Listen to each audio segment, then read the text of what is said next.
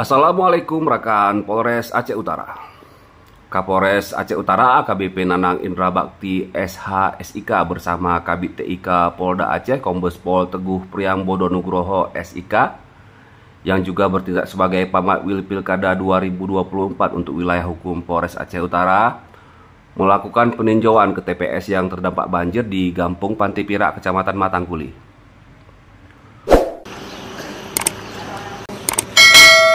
Peninjauan ini tak hanya sekedar memantau pelaksanaan pemungutan suara, tetapi juga memastikan kesiapan pengamanan di TPS yang terdampak banjir. Keduanya terlihat berdialog dengan petugas PPS dan memastikan pencoblosan berjalan lancar meski genangan air melanda kawasan sekitar. Oke, mantap. Kapolres AKBP Nanang juga memberikan arahan agar personel tetap siaga dan proaktif berkoordinasi dengan pihak-pihak terkait untuk mengantisipasi segala kemungkinan. Selain meninjau pengamanan di TPS, Kapolres dan Kabid TIK juga melihat langsung kondisi banjir di kawasan pemukiman warga. Informasi dari lapangan ini akan menjadi bahan evaluasi untuk langkah-langkah penanganan yang lebih terkoordinasi jika banjir meluas.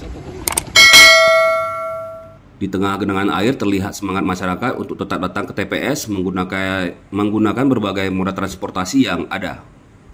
Hal ini menunjukkan bahwa Pilkada 2024 di Aceh Utara mendapat antusiasme tinggi meski alam memberikan tantangan.